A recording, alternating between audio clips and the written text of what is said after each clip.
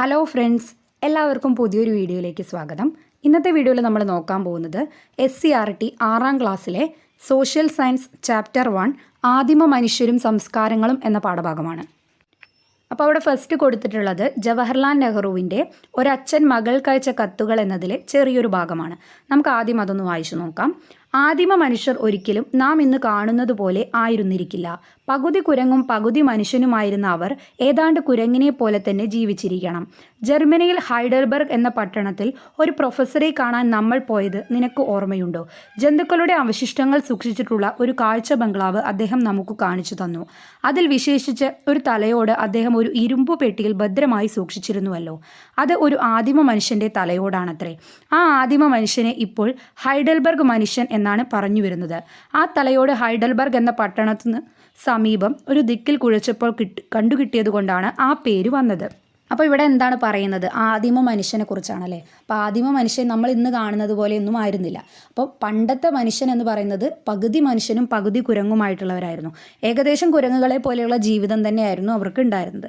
പിന്നീടാണ് വികസിച്ച് ഒരുപാട് പരിണാമങ്ങൾക്ക് ശേഷം ഇന്ന് കാണുന്ന മനുഷ്യനിലെത്തിയത്. അപ്പം ഇവിടെ പറയുന്നുണ്ട് ചില ചരിത്ര ശേഷിപ്പുകളെ പറ്റി. അതായത് ആദിമ മനുഷ്യൻ്റെ ചില അവശിഷ്ടങ്ങൾ ലഭിച്ചു എന്ന് പറഞ്ഞു അല്ലേ. അപ്പോൾ ഇത്തരത്തിൽ മനുഷ്യൻ അല്ലെങ്കിൽ മറ്റെന്തെങ്കിലും സസ്യങ്ങൾ, ജീവികൾ, ജന്തുക്കൾ ഇതിൻ്റെയൊക്കെ അവശിഷ്ടങ്ങൾ, ആദ്യകാലത്തുള്ള അവശിഷ്ടങ്ങൾ ലഭിച്ചാൽ അതിനെ നമ്മൾ എന്തെന്നാണ് വിളിക്കുക? ഫോസിലുകൾ എന്നാണ് വിളിക്കുക. ഓക്കെ, അപ്പോൾ എന്താണ് ഫോസിലുകൾ?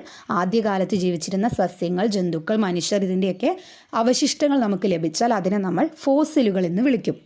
അപ്പോൾ ഇവിടെ പറയുന്ന ഫോസിൽ ഹൈഡൽബർഗ് എന്ന സ്ഥലത്ത് നിന്ന് ലഭിച്ച ഒരു ആദിമ മനുഷ്യൻ്റെ തലയോടാണ് ഇവിടുത്തെ ഫോസിലായിട്ട് പറയുന്നത്. അപ്പോൾ അതിനെന്താണ്? അത് ലഭിച്ച സ്ഥലത്തിൻ്റെ പേര് തന്നെയാണ് കൊടുത്തത് അല്ലേ. ഹൈഡൽബർഗ് മനുഷ്യൻ എന്നാണ് അതിനെ വിളിച്ചത്. അപ്പോൾ ആദിമ മനുഷ്യൻ്റെ ചില പ്രത്യേകതകളെക്കുറിച്ചൊക്കെയാണ് ഇവിടെ പറയുന്നത്. അടുത്തതായിട്ട് അവിടെ കാലഗണനയെ രണ്ടാക്കി തിരിച്ചതിനെ കുറിച്ച് പറയുന്നുണ്ട്. അപ്പോൾ കാലഗണനയെ നമ്മൾ BCE, CE ഇങ്ങനെ രണ്ടാക്കിയിട്ടാണ് തിരിച്ചിരിക്കുന്നത്. അപ്പോൾ BCE എന്ന് പറഞ്ഞാൽ എന്താണ്? പൊതുവർഷത്തിന് മുമ്പ്, ബിഫോർ കോമൺ എറ, അതിനെയാണ് നമ്മൾ BCE എന്ന് വിളിക്കുക.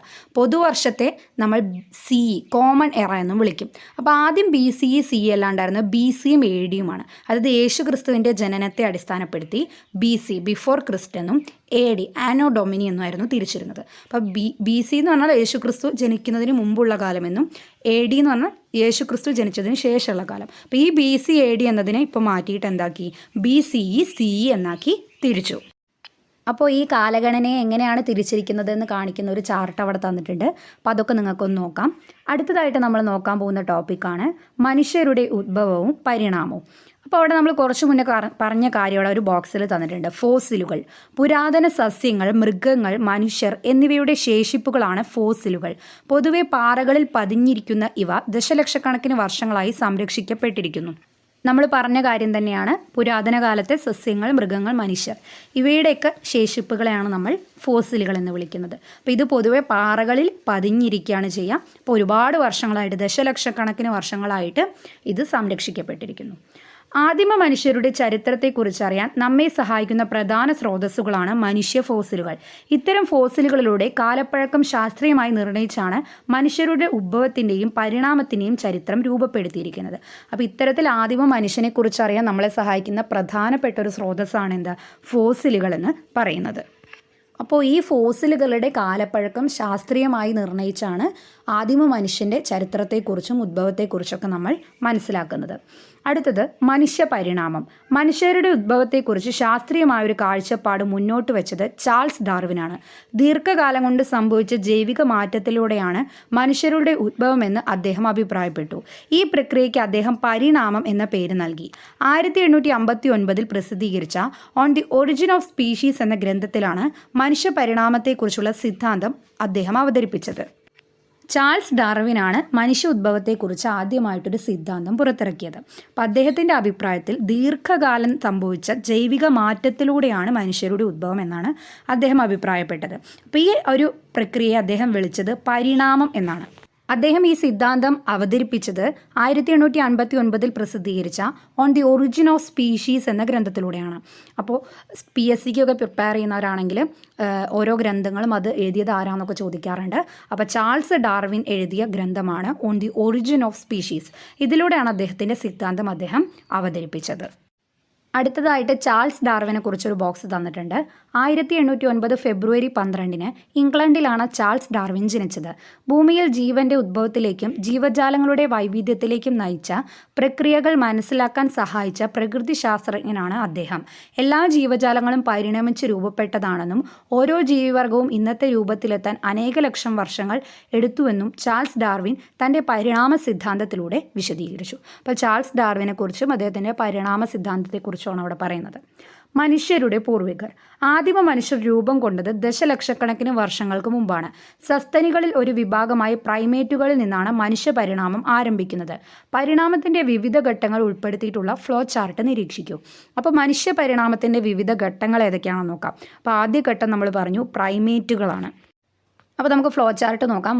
വളരെ ഇമ്പോർട്ടൻ്റ് ആണ് മനുഷ്യ പരിണാമത്തിൻ്റെ വിവിധ ഘട്ടങ്ങൾ. അപ്പോൾ ആദ്യത്തെ ഘട്ടം പ്രൈമേറ്റുകൾ, സസ്തനികളിൽ ഒരു വിഭാഗം. സസ്തനികളിലെ അഥവാ മാമൽസിലെ ഒരു വിഭാഗമാണ് പ്രൈമേറ്റുകൾ. അത് പിന്നീട് വികാസം പ്രാപിച്ച് ഹോമിനോയിഡുകളാകുന്നു, 4 കാലിൽ നടത്തം. അത് വീണ്ടും വികാസം പ്രാപിച്ച് ഹോമിനിഡുകളാകുന്നു, 2 കാലിൽ നടത്തം. ഓക്കെ, അപ്പോൾ പ്രൈമേറ്റ്സ് പിന്നീട് അത് ഹോമിനോയിഡ്സ് ആവുന്നു, പിന്നെ ഹോമിനിഡ്സ് ആവുന്നു. ഹോമിനിഡ്സിനെ തന്നെ 2 ആക്കി തിരിക്കാം. Australopithecus, homo. അതിൽ ഹോമോയെ വീണ്ടും 3 ആക്കി തിരിക്കുന്നു. ഹോമോ ഹാബിലിസ്, ഉപകരണ നിർമ്മാതാക്കൾ. ഹോമോ ഇറക്ടസ്, നിവർന്നു നിൽക്കുന്ന മനുഷ്യർ. ഹോമോ സാപ്പിയൻസ്, ബുദ്ധിയുള്ള മനുഷ്യർ. അപ്പോൾ ഈ പരിണാമത്തിൻ്റെ വിവിധ ഘട്ടങ്ങളും അതിൽ വരുന്ന ഓരോ ക്ലാസിഫിക്കേഷനും ക്ലിയർ ആയിട്ട് പഠിക്കുക. അപ്പോൾ നാം ഉൾപ്പെടുന്ന മനുഷ്യവർഗം ഇതിൽ ഏതിലാണ് ഉൾപ്പെടുന്നത്? ഹോമോ സാപ്പിയൻസ് ആണ്. ബുദ്ധിയുള്ള മനുഷ്യർ, ഹോമോ സാപ്പിയൻസ് എന്ന വിഭാഗത്തിലാണ് മനുഷ്യവർഗം ഉൾപ്പെടുന്നത്. അടുത്ത ഒരു ഭാഗം നോക്കാം. മനുഷ്യവികാസത്തിൻ്റെ വിവിധ ഘട്ടങ്ങൾ. ആദിമ മനുഷ്യർ വനാന്തരങ്ങളിലാണ് വസിച്ചിരുന്നത്. കായ്കനികൾ ശേഖരിച്ചും മൃഗങ്ങളെ വേട്ടയാടി അവയുടെ മാംസം ഭക്ഷണമാക്കിയും അവർ ജീവിച്ചിരുന്നു. ചുറ്റുപാടിൽ നിന്ന് ലഭിച്ച പരുക്കൻ കല്ലുകളാണ് അവർ ആയുധമാക്കിയിരുന്നത്. ശിലകൾ ആയുധമായി ഉപയോഗിച്ചിരുന്നതിനാൽ ഈ കാലഘട്ടത്തെ ശിലായുഗം എന്ന് വിളിക്കുന്നു.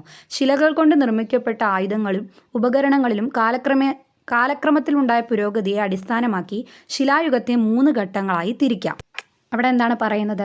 ആദിമ മനുഷ്യർ ജീവിച്ചിരുന്നത് വനാന്തരങ്ങളിലാണ്, വനങ്ങളിലാണ് ആദിമ മനുഷ്യർ ജീവിച്ചിരുന്നത്. അവരുടെ ഭക്ഷണം എന്തായിരുന്നു?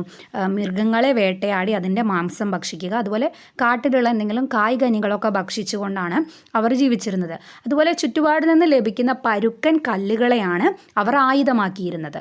അപ്പോൾ ഈ ശിലകൾ ആയുധമാക്കിയിരുന്ന കാലത്തെ ശിലായുഗം എന്ന് വിളിക്കുന്നു. ഓക്കെ, അപ്പോൾ എന്തുകൊണ്ടാണ് ശിലായുഗം എന്ന് വിളിക്കുന്നത്? ശിലകളാണ് അവർ ആയുധമായിട്ട് ഉപയോഗിച്ചിരുന്നത്. അതുകൊണ്ട് ഇതിനെ ശിലായുഗമെന്ന് വിളിക്കുന്നു. പിന്നീട് ഈ ആയുധങ്ങളിലും ഉപകരണങ്ങളിലൊക്കെ കാലക്രമത്തിലുണ്ടായ വ്യത്യാസത്തിനനുസരിച്ച് ശിലായുഗത്തെ വീണ്ടും 3 ആയി തിരിച്ചിട്ടുണ്ട്. പ്രാചീന ശിലായുഗം, മധ്യശിലായുഗം, നവീന ശിലായുഗം. അപ്പോൾ ഇതും ഇമ്പോർട്ടൻ്റ് ആണ്. എന്താണ് ശിലായുഗമെന്നും ശിലായുഗത്തിൻ്റെ 3 ക്ലാസിഫിക്കേഷൻ: പ്രാചീന ശിലായുഗം, മധ്യശിലായുഗം, നവീന ശിലായുഗം. അപ്പോൾ ഈ 3 ശിലായുഗത്തിൻ്റെയും പ്രത്യേകതകൾ എന്തൊക്കെയാണെന്ന് നോക്കാം. അപ്പോൾ ആദ്യം വരുന്നതാണ് പ്രാചീന ശിലായുഗം. ശിലായുഗത്തിലെ ആദ്യഘട്ടം പരുക്കൻ കല്ലുകൾ ഉപകരണങ്ങളാക്കി ശേഖരണവും വേട്ടയാടലും ഉപജീവനമാക്കി. നമ്മളിവിടെ ഫസ്റ്റ് പറഞ്ഞ കാര്യങ്ങൾ തന്നെയാണ് അവിടെ പറയുന്നത്. ശിലായുഗത്തിലെ ആദ്യത്തെ ഘട്ടമാണ് പ്രാചീന ശിലായുഗം.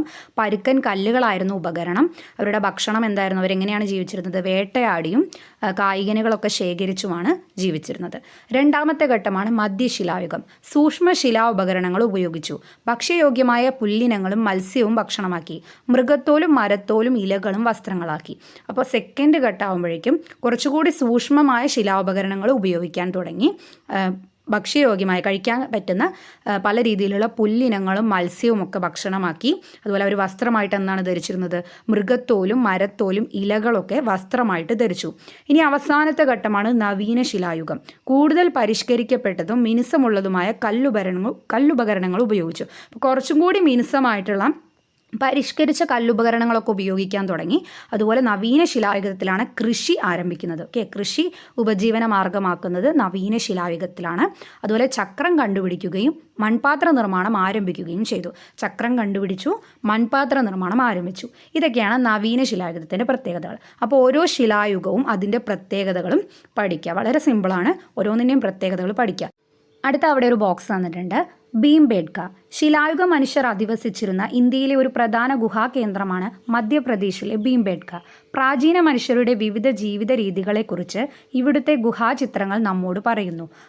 അവരുടെ ആശയവിനിമയത്തിൻ്റെ തെളിവുകൾ കൂടിയാണ് ഈ ഗുഹാചിത്രങ്ങൾ. അപ്പോൾ പ്രാചീന മനുഷ്യർ ജീവിച്ചിരുന്ന ഇന്ത്യയിലെ പ്രധാനപ്പെട്ട ഒരു ഗുഹാകേന്ദ്രമാണ് മധ്യപ്രദേശിൽ സ്ഥിതി ചെയ്യുന്ന ഭീംബേഡ്ക.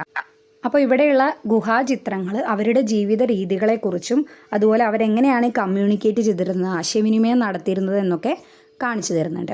അപ്പോൾ ഇത്രയും കാര്യങ്ങളാണ് നമ്മൾ ഇന്നത്തെ വീഡിയോയിൽ ഡിസ്കസ് ചെയ്യുന്നത്. അപ്പോൾ ഇത് പാർട്ട് 1 വീഡിയോ മാത്രമാണ്. അപ്പോൾ ഇതിൻ്റെ ബാക്കി ഭാഗം നമ്മൾ അടുത്ത പാർട്ടിൽ അപ്ലോഡ് ചെയ്യുന്നതാണ്. അപ്പോൾ വീഡിയോ നിങ്ങൾക്ക് ഉപകാരപ്പെട്ടിട്ടുണ്ടെങ്കിൽ ചാനൽ സബ്സ്ക്രൈബ് ചെയ്യുക. കൂടാതെ ബെല്ലൈക്കൺ കൂടി എനേബിൾ ചെയ്യുമെങ്കിൽ മാത്രമേ ഞാനിടുന്ന വീഡിയോസിൻ്റെ നോട്ടിഫിക്കേഷൻസ് നിങ്ങൾക്ക് കിട്ടുള്ളൂ. പുതിയൊരു വീഡിയോ ആയിട്ട് വീണ്ടും കാണാം. താങ്ക്